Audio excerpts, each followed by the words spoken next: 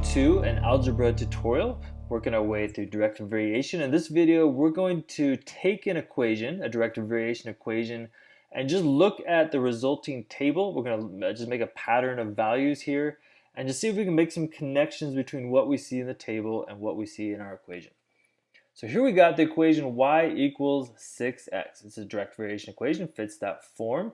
But let's play around with some values. Let's put some x values in. Let's calculate it, see what we get back for y as they're directly related. So I'm just going to start off nice and simple. Let's first make if x is 0. If x is 0, then I'm going to put 0 in for x, and we see that y is equal to 6 times our value for 0. Well, 6 times 0 is 0. So let's fill out our table. We put x is 0, and we see that y also equals 0. All right, let's try some other numbers. That was not very interesting. Let's go a little bit quicker here. If x is 1, if I put 1 in, y equals 6 times 1. It looks like y should be 6. So if I make x 1, y directly relates to that by becoming 6. Let's do another one. If x is 2, then my y value should equal 6 times 2 based on the pattern in the equation, which equals 12.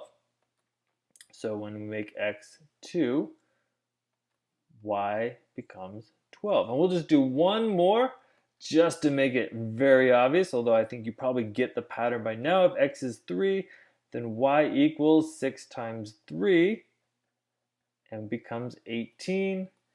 And so continue on the pattern. If x is 3, my value for y is 18.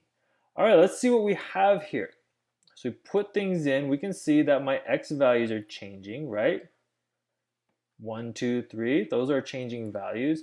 My y values were changing with x, but my value for 6, that's why we call it the constant of variation, because I'm always multiplying by 6. That thing doesn't change. So let's look at the patterns in our table. It looks like as my x values, as I increase, we're going from 0 to 1 to 2 to 3. We're just changing one at a time, going very systematic. What do we see in my y values? It looks like they very systematically follow a pattern of adding 6, right? Plus 6, plus 6. This looks really familiar to everything we've done with arithmetic sequences and a sequence where you're adding the same thing repeatedly. And I could easily go on and say, okay, if we had a value of 4 for x, what do you think we're going to get back for y? Well, following the same pattern, we're probably going to get 24. So there's a couple of things I really want to point out to you. To have direct variation, we have to be adding the same thing in our table in a pattern.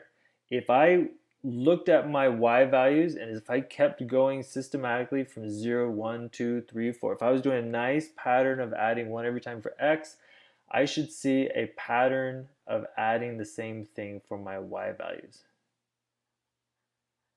Adding 6. That is telling me I have direct variation here. It's not a coincidence that I'm adding 6 and I have a 6 right here, because that's what 6 times however many x is. Whatever I put in for x means that's how many 6s I'll be having there. So it's just a pattern of how many 6s do we have added.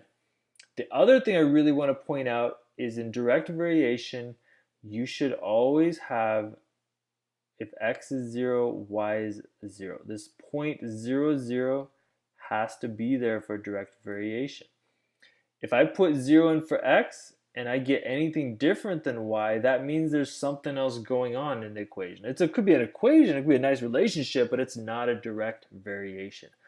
So as you're making a table, as you're looking at tables, if you see that nice little pattern, and if you see the point 0, 0, or if you can go backtrack or make the point 0, 0 fit your pattern, then you know you have a direct variation equation going on.